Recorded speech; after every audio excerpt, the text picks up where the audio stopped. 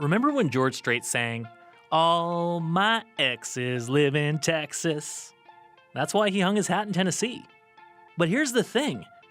George didn't have to deal with Canada's housing market. Rent is over $2,000 a month, which is more than what I'm paying for my mortgage. For now, this is our best option. Even though, as I say, the quality of life is not good.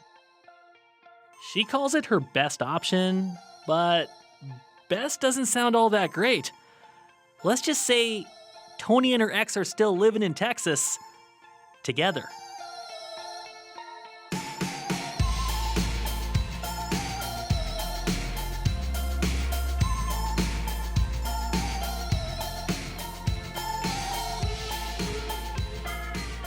Hi, I'm Paul Habertrud. Welcome to The Cost of Living. And yeah, Tony is separated, and she's still living with her ex.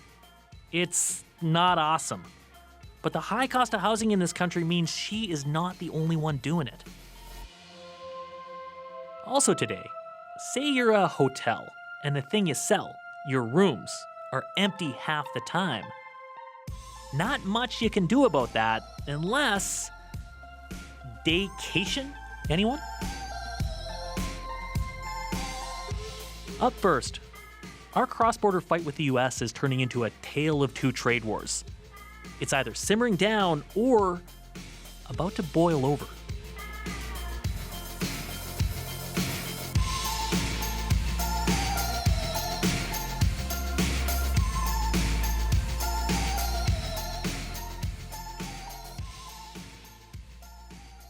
Kermit Dahl lives in a forestry town, Campbell River, BC, on Vancouver Island.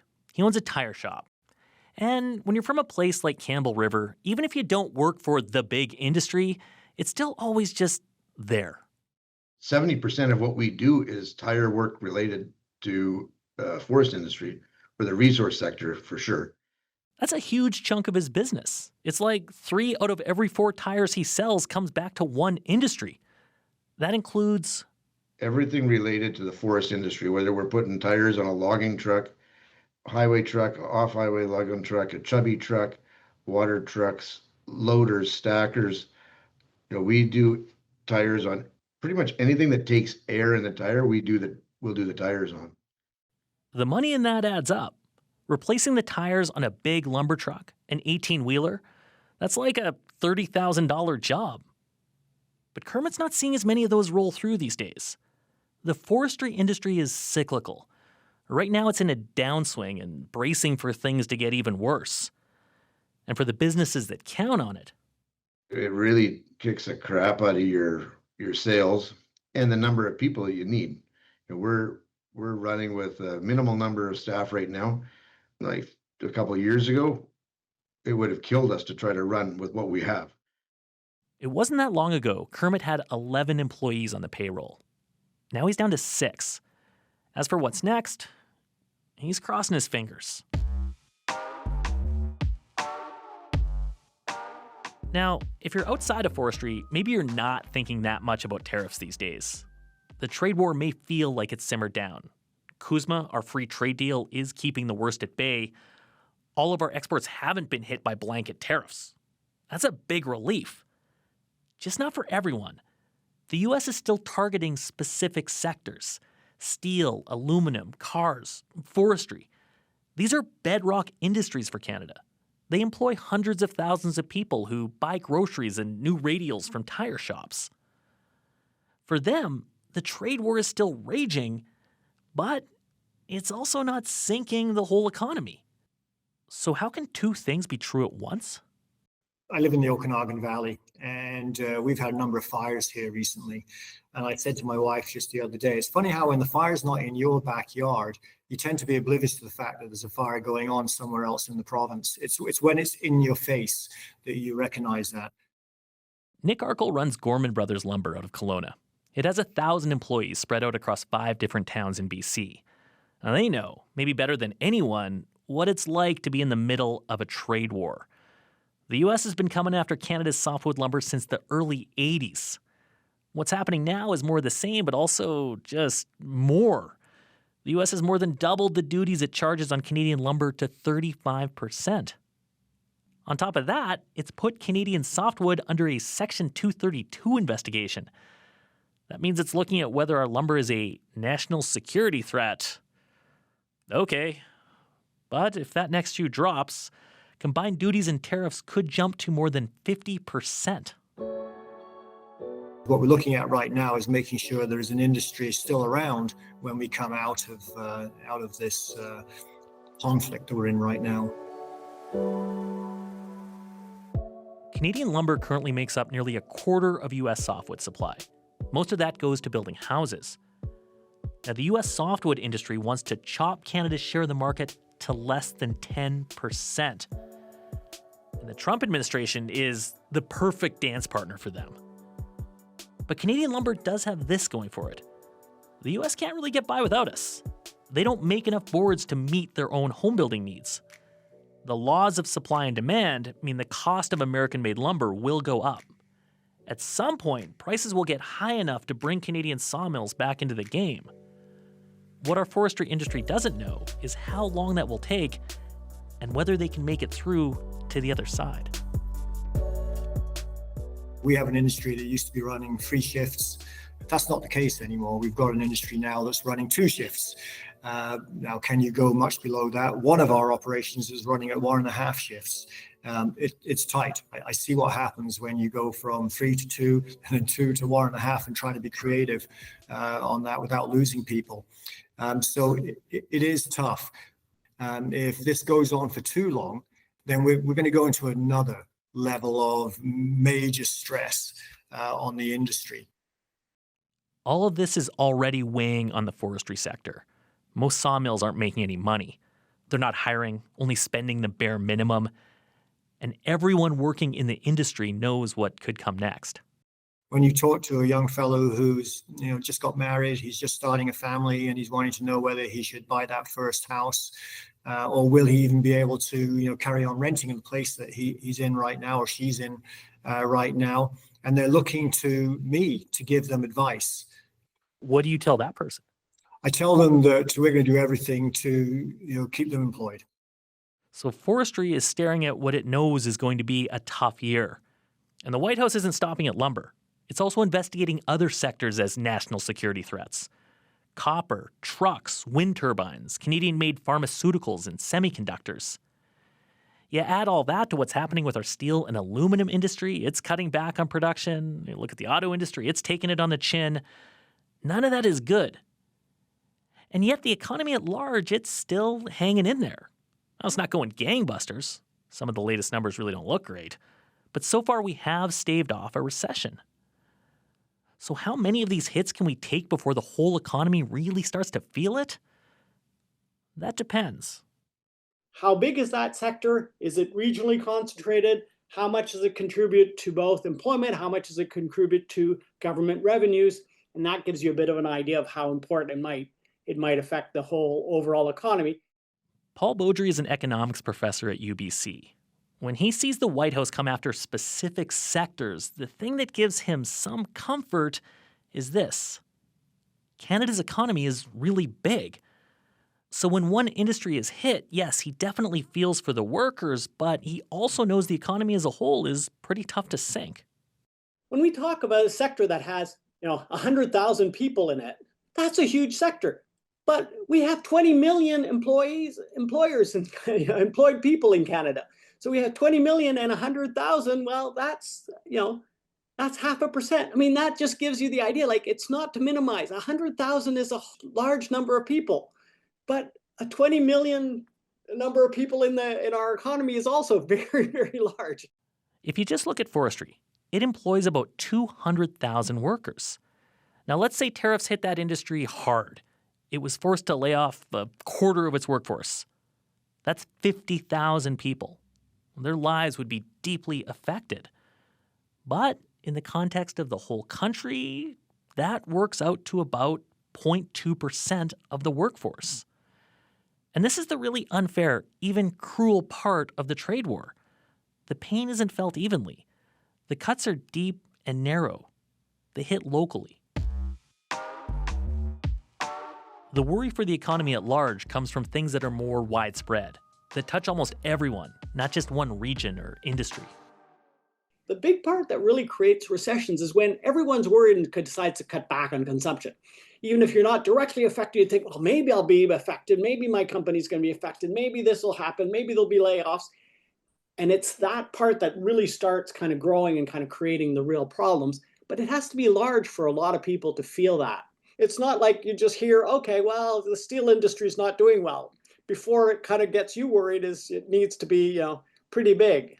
And that's really when it's going to multiply out. So our entire export sector makes up about 35% of our economy. And CUSMA right now is protecting the vast majority of that trade. What's left is about 5% of the economy. So even if any one sector gets hit and hit hard, it's just a slice of that 5%. The economy is big enough to absorb those blows. For now. But they could also add up. Which brings us back to the CUSMA deal. It's up for renegotiation next July, but that could also happen sooner. Whenever it happens, it will have Paul Beaudry's full attention. If all the CUSMA falls, we're in a bad situation. If we manage to kind of keep the whole thing and only have certain sectors that are affected, our national economy will kind of work its way through, even though certain areas are going to have a hard time. So really the CUSMA renegotiation is just key part for Canada. So for the time being, the trade war will keep simmering, even if it doesn't feel like it's on the back burner to everyone.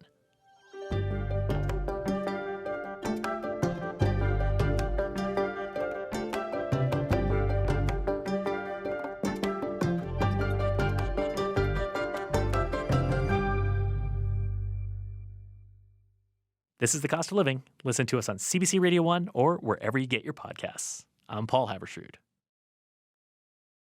When an airplane flies half full, it doesn't make any money on the empty seats. Same thing with a movie theater. The marketing term for this is perishability. The goal for businesses like these is to fill up every day, all day. But what if you're a hotel? No one needs a room during the day. Or do they?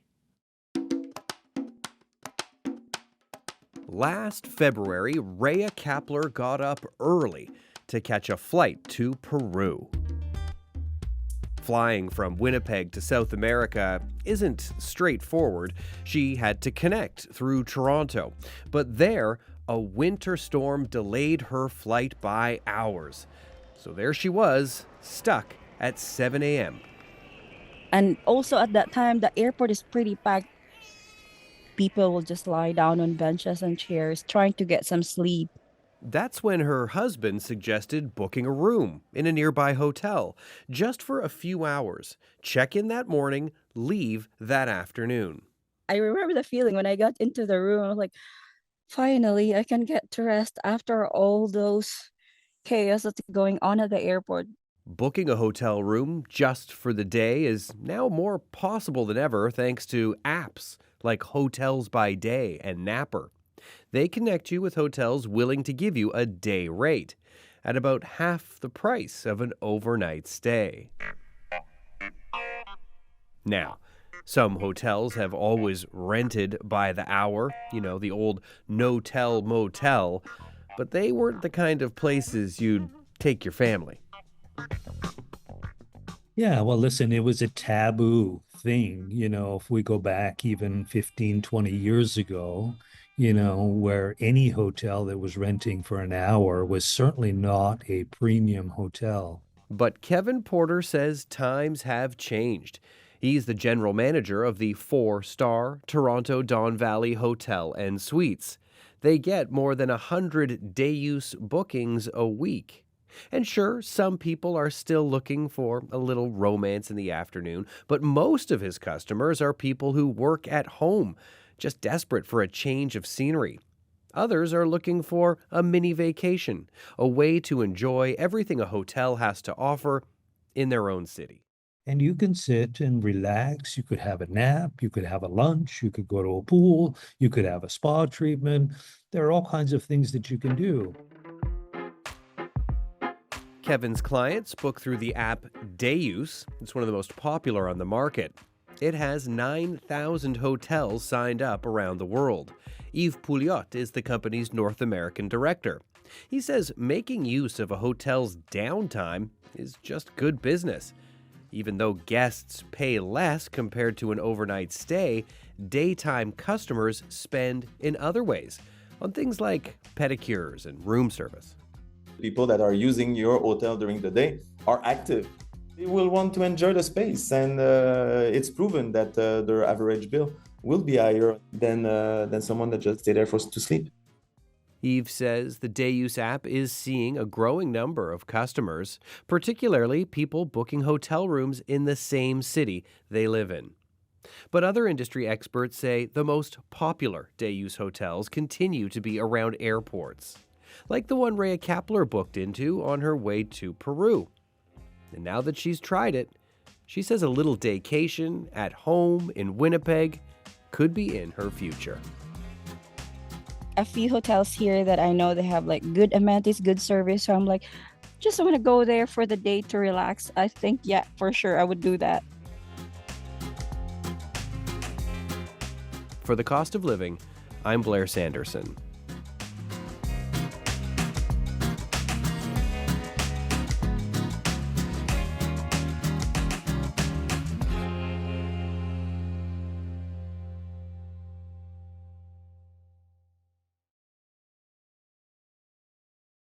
This is The Cost of Living. I'm Paul Haberstrood.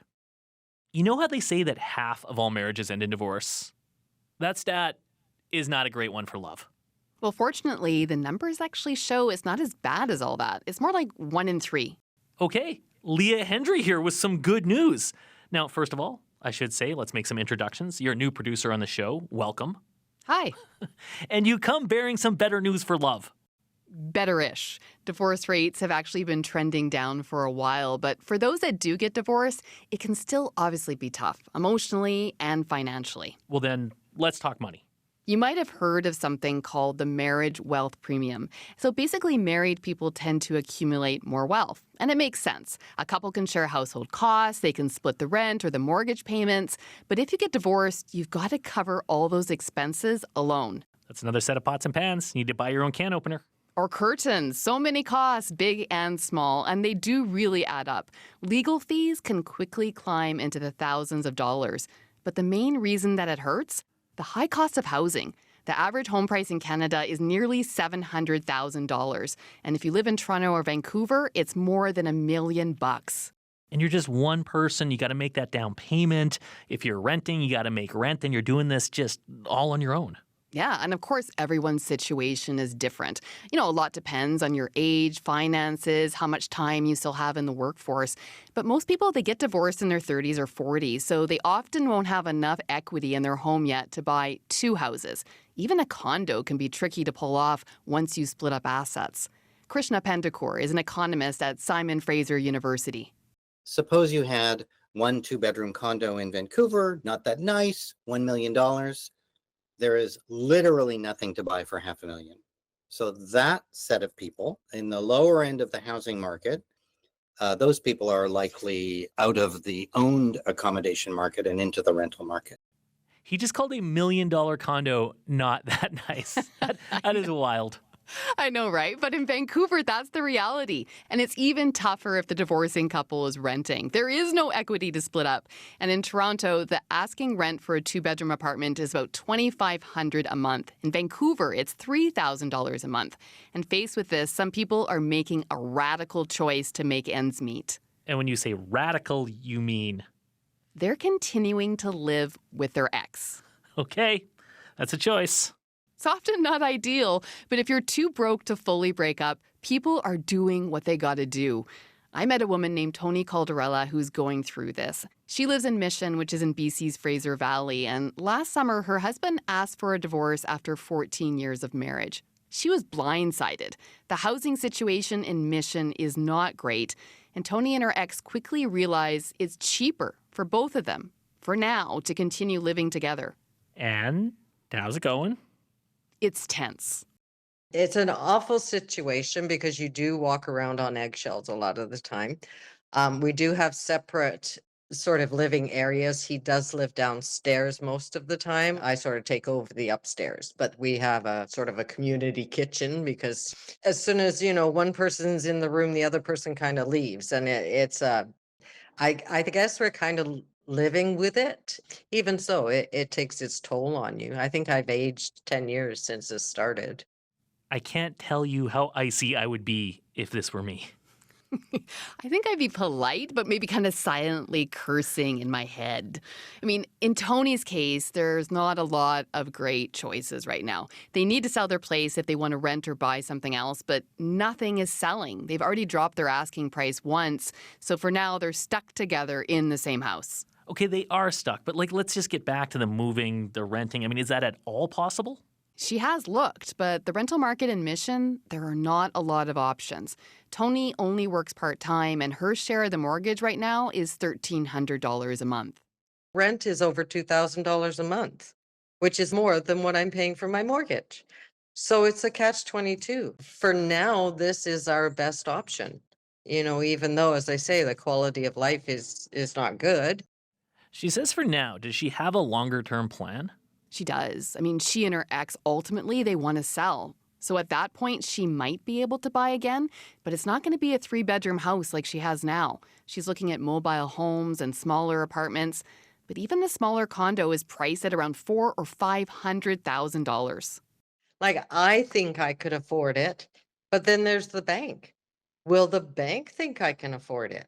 Yeah, you walk into a bank, you only have one income, that only qualifies for so much. Leah, do we have any idea how many people are doing this, living with their ex?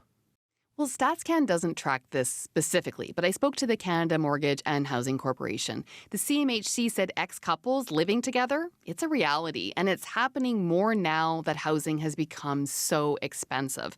It's actually showing up in some of the technical analysis that they do about how households are coping with housing prices as well as affordability. I just keep thinking about what this would actually be like to live through because, at least in my experience, everything ends badly or it doesn't end. But, I suppose maybe that's not everyone's experience. I mean, I suppose it could be amicable. And sometimes living with your ex may not be the worst idea. It might just buy you some time and help you save some money. That was the case for Adam Clement, who lives in Toronto. When he and his ex-wife split up 13 years ago, they owned a triplex not far from downtown. Rather than sell it and pay 2 rents or mortgages elsewhere, they decided to stay put with their young daughter. Not living together, but separate apartments in the same building. I don't know what we would have done if it wasn't a triplex. I'm not sure, if we would have been able to share a kitchen, So they were close together, but they were kind of walls in between them. They still had their own space, it sounds like. Yeah, and they had their daughter too. And the whole living together thing, it did help their bottom line. If Adam had to find another apartment after the divorce, there's no way that we would have been able to be in the same neighborhood. If I had have had to rent an apartment and keep the mortgage going, I would have had to move into a neighborhood where prices were much cheaper. Adam and his ex, they lived in the same triplex like this for close to 10 years. And Judith Vandenberg says she actually likes this kind of thinking. She's a realtor in Maple Ridge, BC, and she says too often couples make poor decisions in the heat of the moment. So a lot of people will go through a divorce and go, oh, that's okay. I just want to get rid of it. You can have the house, you can have this. And then in the later years, they'll regret what their decisions were back then. Yeah, for most people, your house is your biggest asset, the biggest one you'll ever own. So you need to make smart decisions around what you do with that. You do. And Judith told me there's often a lot of pressure to sell and move on quickly after a divorce. We've all seen bargain basement prices for homes where the couple's divorcing. But if you're almost giving your house away, it can really hurt long term. And she says for many people, how much they get for their home can dictate how much of a cushion they're going to have to start over. So if you do decide to stick it out, live together, it's going to be hard on the emotions, but for the finances?